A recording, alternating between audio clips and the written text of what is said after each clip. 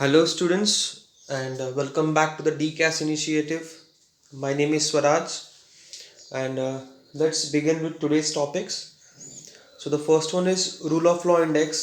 तो ये basically news में इसलिए था क्योंकि सुप्रीम कोर्ट में एक पिटिशन फाइल किया था to direct the government to set up a committee ताकि वो कुछ आउटकम्स दे सके कि how to improve the rule of law index of India, क्योंकि इंडिया का जो रैंक है रूल ऑफ लॉ इंडेक्स में वो बहुत ही बुरा है. It is once that is 69.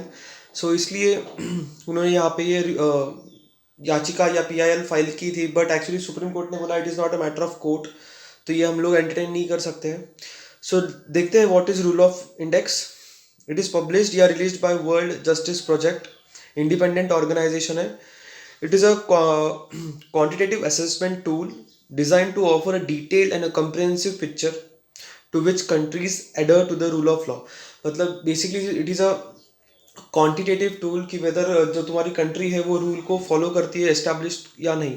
तो index covers 128 countries. So these are ranked according to the 8 parameters. First one is constraint of government power, government के ऊपर कितने कंस्ट्रेंट है, लिमिटेशंस हैं.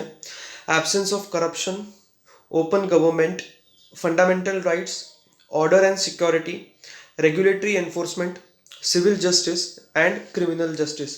तो ये 8 पैरामीटर्स के ऊपर इनको रैंकिंग दी जाती है.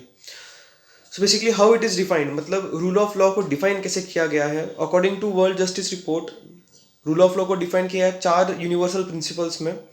First one is government and its officials and agents are accountable under the law. ठीक है, अकाउंटेबल चाहिए जो जो भी तुम काम करते हो.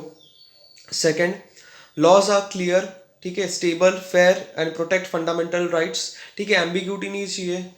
ठीक है, ऐसे लॉज चाहिए जो आम आदमी को भी समझ में आए. Third one is the process by which the laws are enacted, administered and enforced is accessible, efficient and fair. ठीक है, then last is justice is delivered by competent, ethical and independent representative. मतलब independent justice होनी चाहिए यहाँ पे basically. Neutrals who are of sufficient numbers. ठीक है, उनके पास adequate resources, makeup of the communities they सर्व.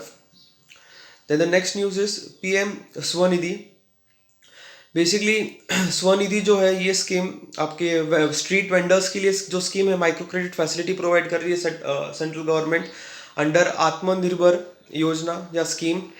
तो ये जो स्कीम है 50 लाख स्ट्रीट वेंडर्स को सपोर्ट होने वाला है इससे, इसका जिनको अप टू 10,000 का लोन मिलने वाला है, क्रेडिट मिलने वाला है.